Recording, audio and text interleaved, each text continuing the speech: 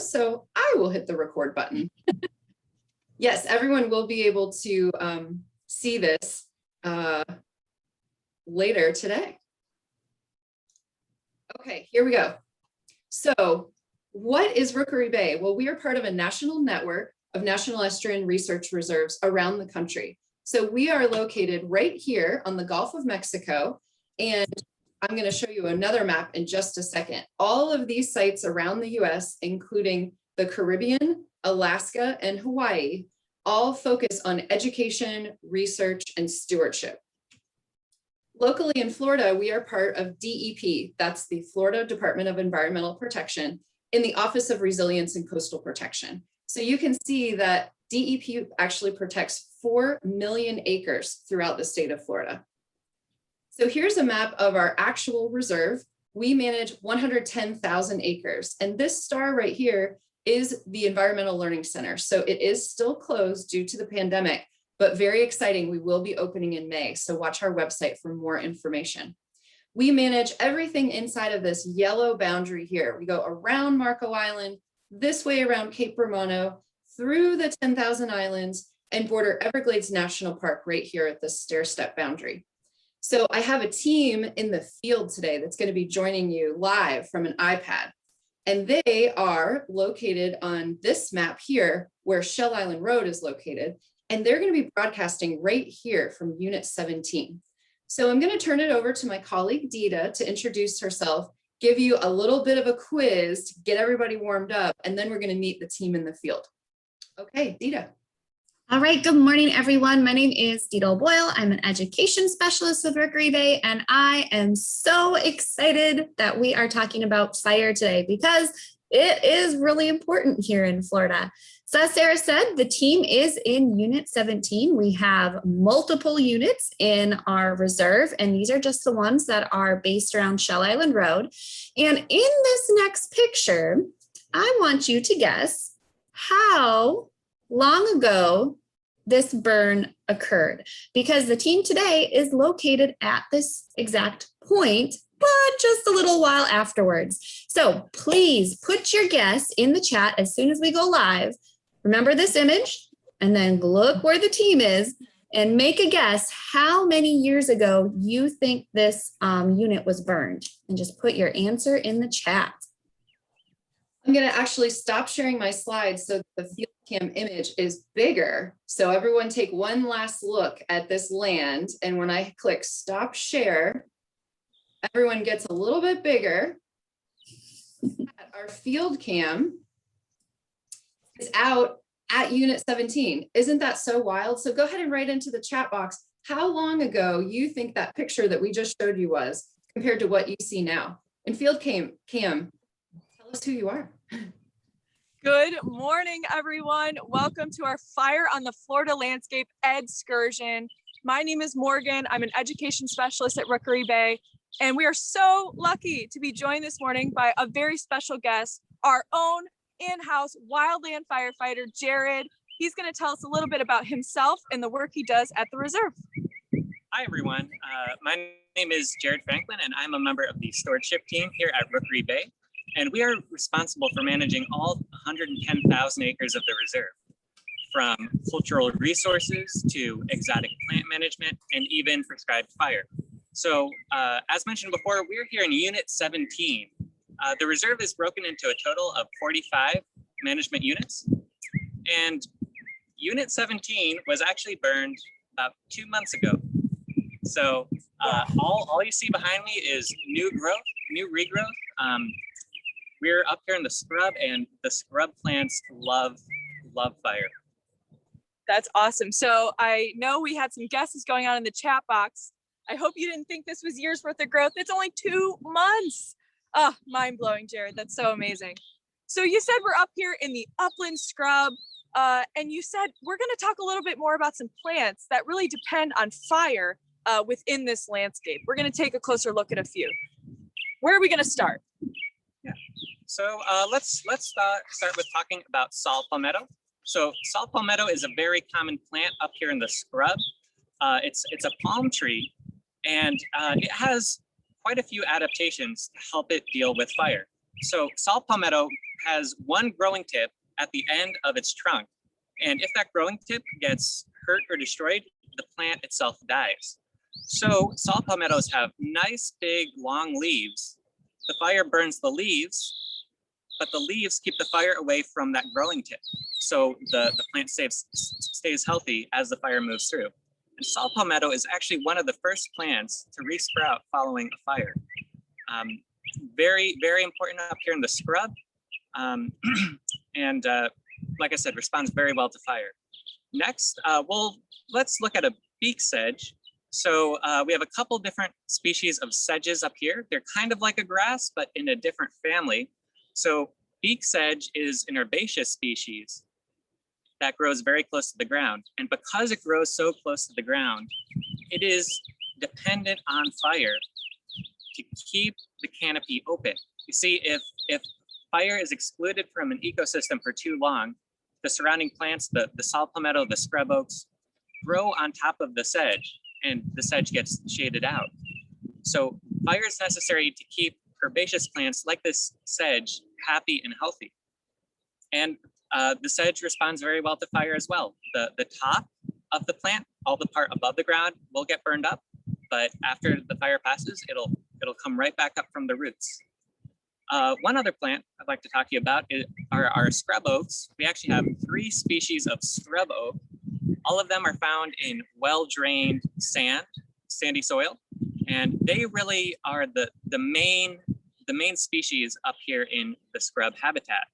So you might be able to see there's some nice green new growth from these scrub oaks, kind of like the sedges. When a fire moves through the area, it'll burn all the part of the plant that's above the ground.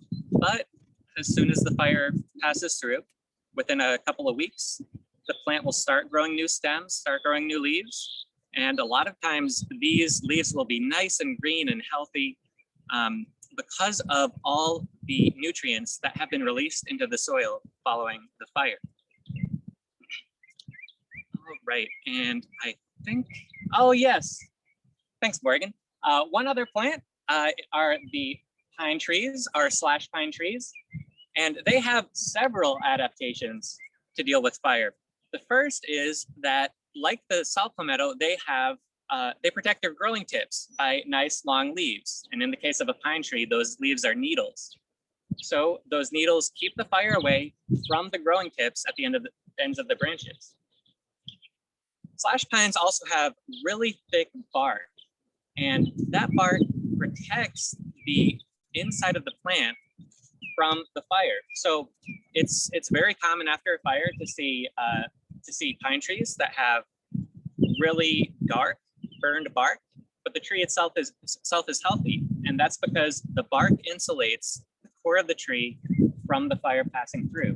And actually, if fire is excluded from an area for too long, the pine trees actually die off. So fire is very important to maintain this kind of habitat.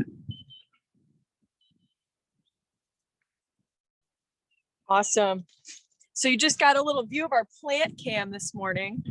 And it's so amazing to think, Jared, how many plants really do rely on natural fire in this landscape. But what would happen if we didn't prescribe fire in this landscape? Yeah, so we really prescribe fire for 2 main reasons. The first that I kind of touched on is to maintain our natural communities. If fire is excluded from an area for too long, it gets really overgrown, and a lot of the herbaceous species die off. So in fire excluded areas, it's very thick, very overgrown, very difficult for animals to walk through, and a much lower species diversity, both plant and animal, than we would get in an area that is regularly burned. The second reason we burn is to help lower our wildfire risk. So here at Rookery Bay, we're located very close to Naples, very close to private residences. And we want to make sure that our habitat is well maintained, because we do not want any wildfires starting on our property or moving across our property onto private residences. So we conduct prescribed burns under a very specific set of weather conditions to make sure that it's done safely so that we can decrease our fuel load. So if we were to get a lightning strike and a wildfire, that wildfire would be much less intense than in an area that hadn't been burned. Wow. So you're telling me we light fire to prevent fire? Yeah, yeah, Mind exactly. blowing. But you just started going into a little bit about the weather. So you're saying we just don't lay fire down willy-nilly, just put it down, have fun. We like seeing it go. Is there a lot of pre-planning that goes into this? Oh, absolutely, absolutely. So we conduct our prescribed burns under a very specific set of circumstances.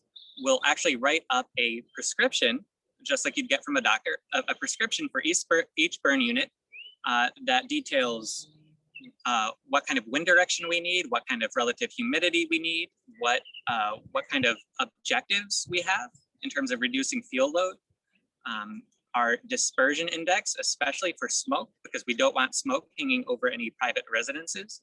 So there is quite a bit of planning that goes into each burn, and really we don't finally decide to burn a unit until usually the night before or the morning up. That's because we want to make sure the weather is just right. If there's a chance that the weather will change or that things will get out of control, we decide to play it safe and call it off. Makes sense. So although we're not laying down any fire here today, I know you brought your weather kit with you. Would you mind demonstrating, just for our audience, how to take what dry bulb and wet bulb temperatures? Can you show us that tool? Yeah, so have a weather kit here. We have several different kinds of weather kits. Nowadays, we normally use a Kestrel, which is more of an electronic device. This is an older device. So if, I don't know if you can see here, but I have two thermometers. One is for the dry bulb temperature, the other is for the wet bulb temperature. For the wet bulb temperature, I just put a little bit of water on the bulb. And then to take the temperature, you just kind of swing it around like this until the thermometers really reach a stable air temperature. So I took the wet bulb temperature a little bit earlier. So I'm just gonna spin this around for a little bit and read our temperatures. Let's see, so dry bulb is about 75. Nice. And wet bulb from before was about 68. Now, have this slide rule. Like I said, this is one of the older methods of doing it. Nowadays, most of what we do is electronic. So I take my slide rule, I line up my wet bulb to my dry bulb. Let's see here. All right, and the relative humidity is right about 58%. Now, relative humidity is very important when we're conducting a burn, because the humidity really determines how the fire will behave. If it's too dry, the fire can really burn hot, really burn fast. And if it's too humid, sometimes we can't get the fire to burn. So there's a nice window where it's not too dry, not too humid, where we like to conduct our prescribed burns. Wow, that really takes a balance and a lot of consideration for all the factors happening, you know, distance to our wildland urban interface or these buildings and homes that we want to protect. But not only do we want to protect the people in our community when executing these burns, Jared, I noticed we're dressed a little different this morning. Why is that? Do you guys take a little extra precaution in protecting yourselves in this wildland firefighting? Absolutely, absolutely. So I mentioned earlier on our prescriptions, we have a series of objectives that we want to meet. And objective number one is always providing for firefighter safety. So I'm wearing a few items that help keep us safe in the field. My shirt and pants are made out of Nomex, which is a fire resistant material. I have a hard hat on in case there's any falling debris, especially from trees. I have fire resistant boots, eye protection, and gloves. In addition to what I'm wearing, we also have some other pieces of safety equipment. Down here, I have my fire pack, and at the back of my pack, I have a fire shelter. And this is an emergency shelter made out of a fire resistant material that we only deploy in cases of extreme emergency. And every year we take a test, we take a refresher on how to use this fire shelter, and we take a test to make sure we can deploy our shelter in under 20 seconds. Wow.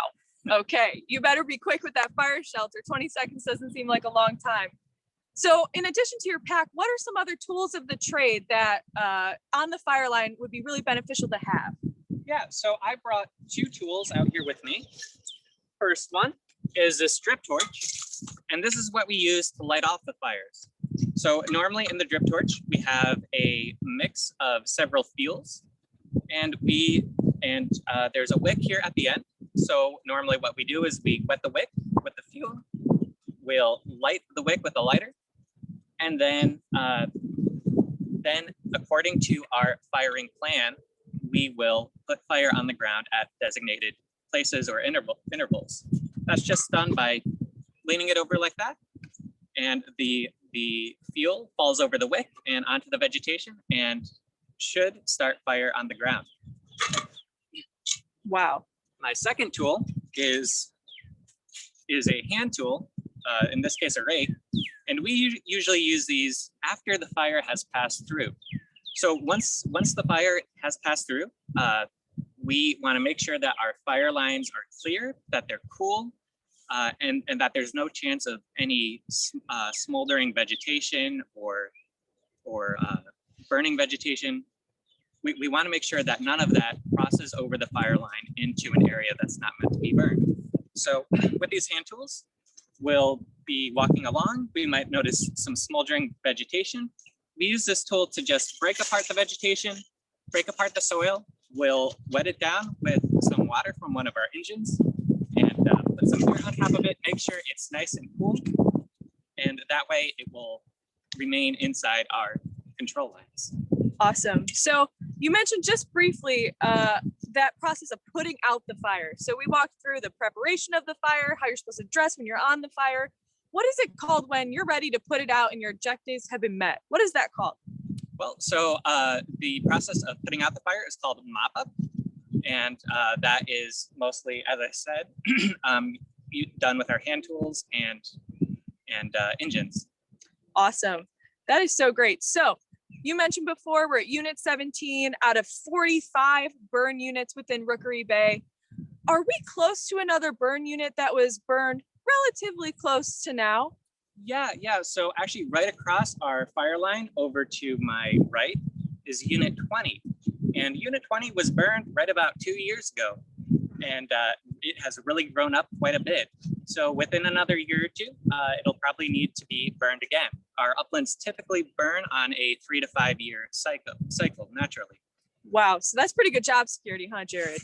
Every 3 to 5 years, got to lay down fire again, keep that ecosystem healthy. Well, for all of our viewers, I know it would be hard to visualize 2 months of growth, which we just showed you, versus 2 years. But that's why we have a video that our educators on the back end are going to show you of a live prescribed fire that was filmed. And it's so amazing. So like Jared said, we're not putting fire down today, but he was ready and he was prepared. I would have felt safe out here with Jared, but we want to show you the real deal. So Dita, I'm going to turn it back over to you, let you show that video, give these people a glimpse of the awesomeness. All right, so fingers crossed this will start up without a hitch. So again, this is a burn that happened in Unit 20. So if you remember that map, this is right next door to Unit 17. And we'll see if this works.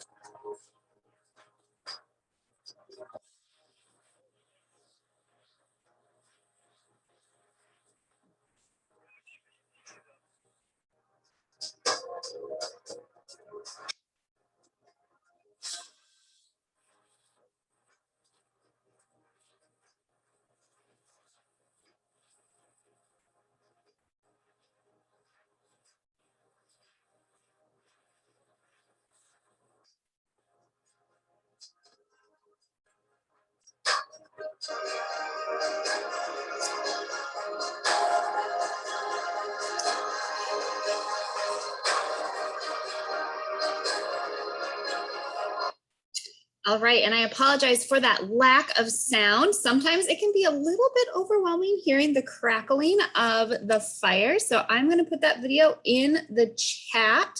So if you really do want to get your kick, hear that live fire burning, you can watch it again on your own time. So I will get that link in the chat. Now that you saw that burn, I want to show you what that before and after looks like. So we'll get that pulled up.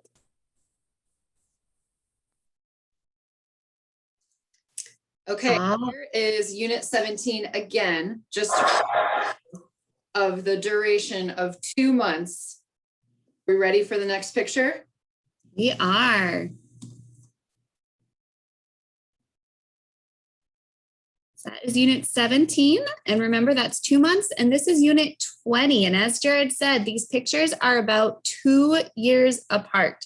So the one on the left is before the burn, and those wonderful tall trees you can see in there, those are scrub oaks, and they're not supposed to be that tall. They're only supposed to be about 4 feet. So that was one of those plants that is really fire dependent and really needed to have this burn because it gets rid of that canopy. And a lot of the plants that grow out in our scrub don't like to have that heavy canopy over top, and that prevents a lot of some of the more unique plants from growing. And so you can also see in that after picture, there's a lot less plant mass in general, or a lower fuel load. So if there ever happened to be a wildfire in that area, there's less stuff to burn. So that was a very, very successful burn. And with that, we have so many good questions. I am so excited to get to our Q&A because everyone seems to be very interested in fire, and I don't blame you. So we are going to start off with the plants. Jared, there is a question about, are there any poisonous plants out there or any plants you have to be worried about when you're doing burns? No, not particularly. Every now and then we will have some poison ivy here and there that we don't want to touch too much, and we don't want to inhale the smoke from. But large, we are standing upwind from the fire as it's burning, and so we don't have to worry too much about inhaling any smoke from poison ivy or any other poisonous plants. And there are some other plants, I believe, that can make fires a little bit more unpredictable with how they burn. Yeah. So quite a few grasses will really burn fast and hot. Wax myrtle has some volatile oils in its leaves, and that a lot of times will light up. Cabbage palm, for that matter, dry fronds really do light up very, very hot and very fast. So those are plants we tend to keep an eye on, but we don't worry too much about touching them or having any poison from them. Okay.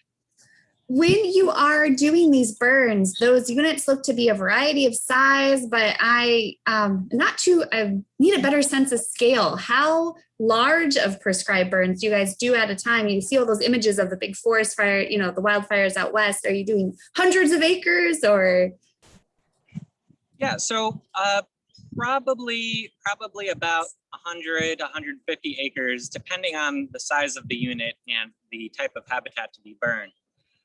The smallest of our units is probably only 5 or 6 acres.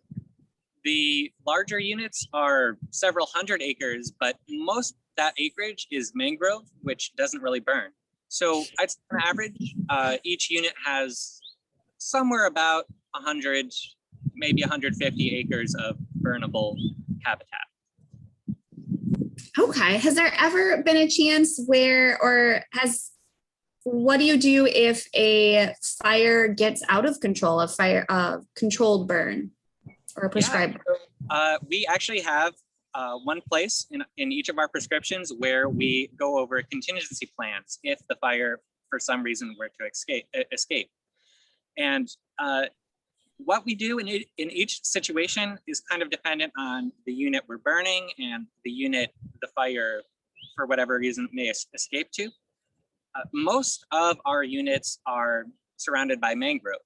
So in most cases, we just let the fire burn, and it really has nowhere to go. It gets to the mangroves, and the mangroves being so wet, it puts itself out. If for some reason it were to escape into a unit that is closer to private residences, we take a much more aggressive approach. We're really proactive, putting out any spots. A spot is just an ember that drifts over a fire line and makes a little spot of fire somewhere else. So if we're in an area with a lot of fire dependent habitat, or if we're close to a private residence, as soon as we see that spot, we'll get a couple engines on that right away and put it out before it can grow and cause any damage.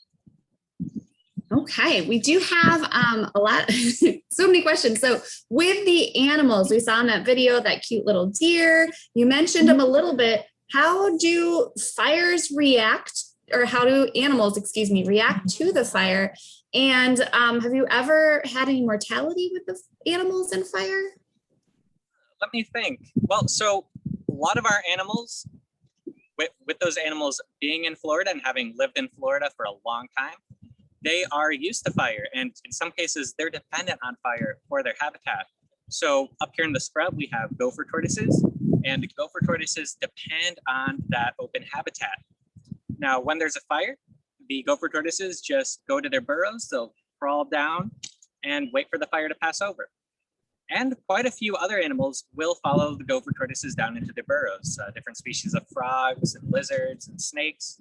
So those burrows are very important to protect animals from the fire. A lot of the birds and the larger animal species like deer and panthers are able to walk away or run away from the fire and get to a safe location. So yeah, the animals down here are pretty comfortable with fire. They know how to deal with it, and they have some really neat adaptations for dealing with the fire. Wow, those gopher tortoises have to be pretty generous, letting all those other animals seek refuge in their burrows. That's cool, Jared. We actually stepped over a couple just to get here, and aren't they pretty long? Yeah. So gopher tortoise burrows can be fairly long. I want to say somewhere around 20 feet, depending on the depth to the water table. The gopher tortoises like to dig all the way down to the water table, so that way the end of the burrow is nice and humid.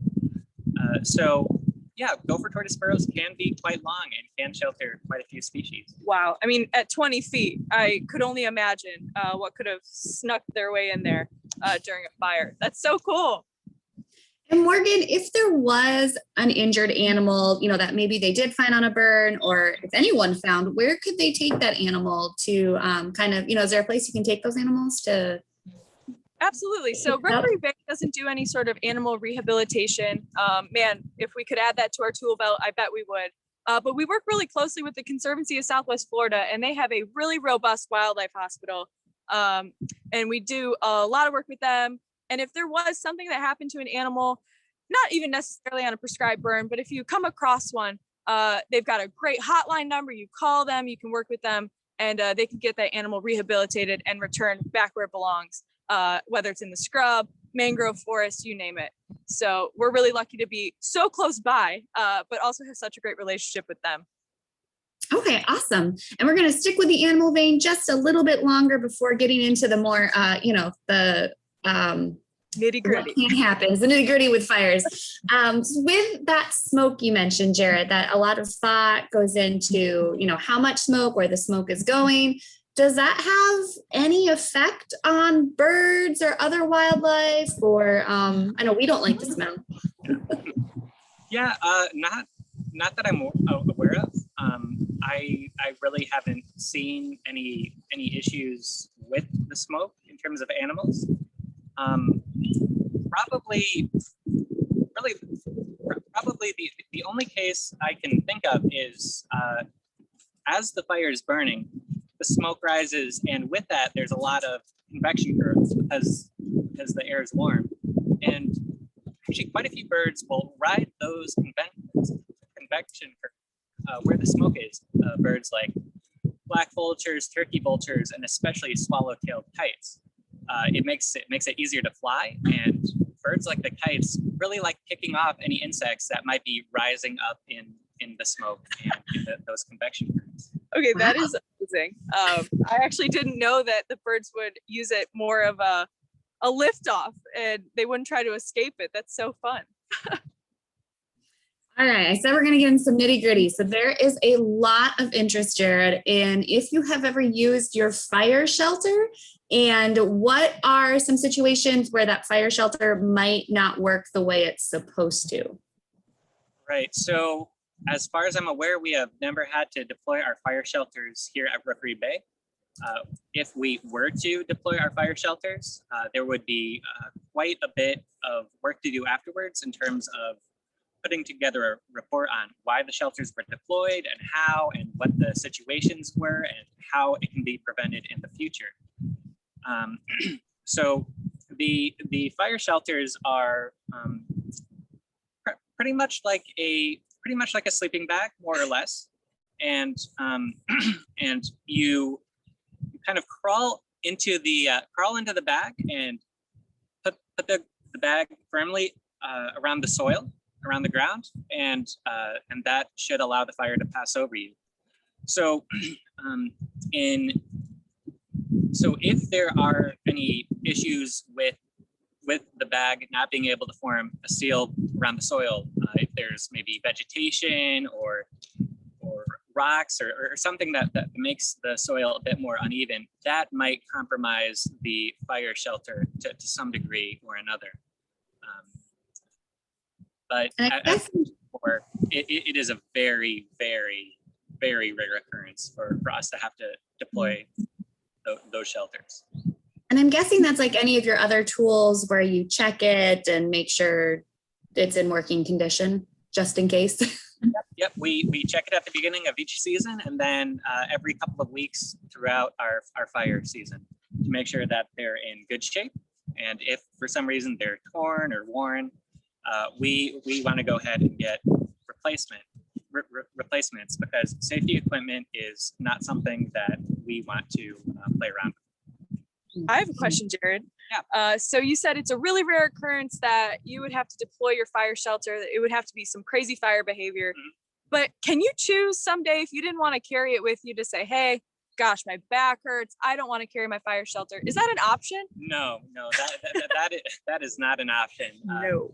On the fire line, we are required to carry our safety equipment on us at all times. Now, if you're driving an engine and we are on that engine all day, well, we can keep that shelter with us on the engine. But as soon as we step away from any vehicle where there's fire on the ground, we need our pack and our shelter. Awesome. And then going with your PPE, you mentioned that you have your special clothes that has Nomax on it. So what, this hopefully doesn't get too morbid, but what happens if you're not wearing the right clothes, or what kind of, what makes what the clothes you're wearing special, and how does that help you in a burn versus if I just wanted to wear my field shirt that I'm wearing right now, or what Morgan's wearing? I'm not in Fireline PPE, audience. Don't do what I'm doing if you become a wildland firefighter. Yeah, so our equipment, our clothing really is fire resistant. So as opposed to normal clothing, if you were to say get too close to a fire or have an ember land on your pants, it might melt your pants if it's polyester or something, or it could light your pants on fire. And obviously we do not want that happening on the field. Sometimes if the fire really gets going, it might be throwing off some embers, and the embers might be landing on our equipment or on our clothing. And in that case, they just go out. No pants on fire for us. We don't want our pants on fire. So you're saying a shirt like this with some synthetic material, maybe nylon, polyester, it would like melt to me, right? Like that would be so bad. Right. And that would cause some serious injury. Woo. And as I said before, our number one priority is to conduct our prescribed fires with firefighter safety in mind. Absolutely. And then looking at your background image, some of the audience has noticed that it looks like you don't really have like garden soil behind you. It looks pretty sandy. How does that affect fires? Does it affect the plants? How does that all play together? Yeah. So in our scrub habitat, our scrub is probably our highest habitat in terms of elevation. And it has this nice, well-drained sand. Now, some of our other habitats, like our pine flatwoods, might have a nice layer of what we call duff on top of the soil. That'd be leaf litter and sticks and pine needles. And we do have some spotty duff here and there, mostly underneath the scrub oaks. But with all this open sand, it actually limits the fire behavior. So the fire obviously can't burn sand or dirt. Most of our control lines, for that matter, are open sand or dirt, depending on where we are. So the more open soil there is, the harder it is for the fire to carry across an ecosystem. Now, if there's a nice layer of duff or leaf litter on top of the soil, then the fire can burn a bit easier. There's continuous fuel across the ground surface, and if there's very deep duff, the fire can actually smolder underneath the soil surface for a couple days. And that's one of the main reasons why during mop up, we take our hand tool and some water and make sure that all that duff along our control lines are completely out. Wow. And our last one is looking for a little bit more detail. So I don't know, we'll see how this goes. What are the safe ranges for burns? So when you're thinking about, is there a particular wind you like? What about the relative humidity? Humidity, that's the one I want. The temperature, winds, like what kind of, do you have any numbers or ranges that you can give us an idea of? Yeah, so our wind direction kind of varies from unit to unit. Usually we like our winds in a direction that would push the flames and all the smoke either out into the Gulf or out into the mangroves, away from our main roads and from our residential areas. In terms of wind speed, we want there to be a light breeze just to drive the flames along. But if the wind's too high, that will cause the fire to act in an extreme way. So I'd have to go back and check the prescriptions, but I want to say, somewhere around 5, 6, 7 miles per hour in terms of wind. So normally we burn around this time of year during the winter and spring, just because when those cold fronts move through, we know that we're going to have constant wind out of a constant direction, usually out of the north or northeast, that will push the wind or push the smoke and the fire out into the Gulf. Now, in terms of temperature, we really don't have temperature in and of itself isn't too important for our prescriptions. Obviously, if it's too hot, it can get very hot under our clothing, and we don't want any of our crew to have heat stroke or heat exhaustion.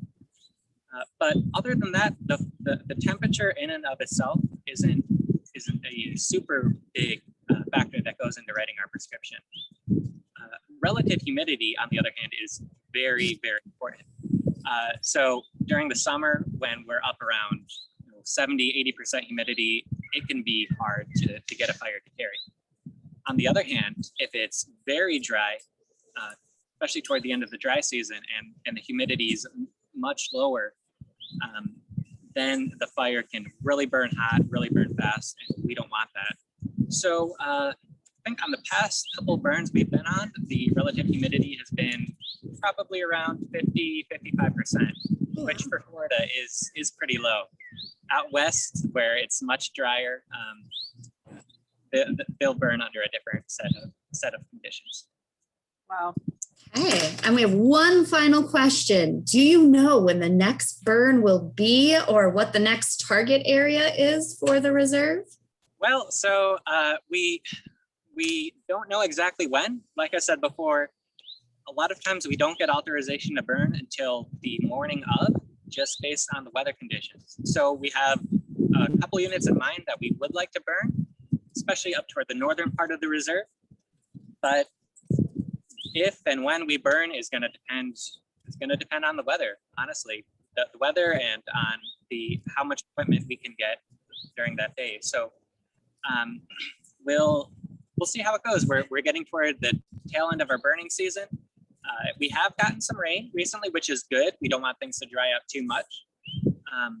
So there is a chance we could get 1 or 2 other prescribed burns in before things really start getting more humid in May and June.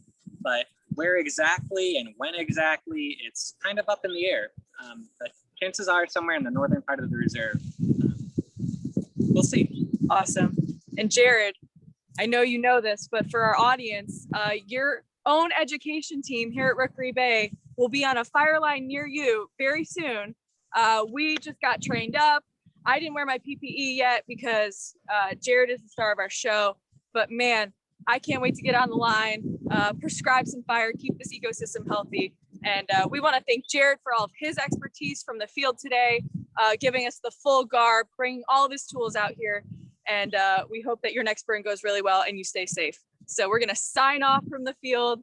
Thank you everyone for joining us this morning. It's been wonderful. Thanks. Bye-bye. Waving to the field cam as if I'll never see them again. And that's not all. Before you guys hang up, I wanted you to know that we have more stuff to come. So we hope that you'll join us for our future excursions. So you can see on this slide here, we already saw a fire on the Florida landscape. You'll be getting the recording link momentarily.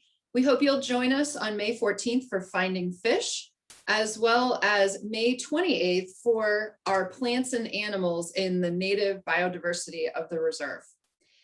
That being said, we have all kinds of stuff coming up this summer, including summer camp. We are so excited to bring back our Summer Institute for Marine Science. We had to cancel it last year and it is going to happen this year. So few spaces remaining. You can sign up on the link I just sent. And when you close the window, you will receive a link to a survey.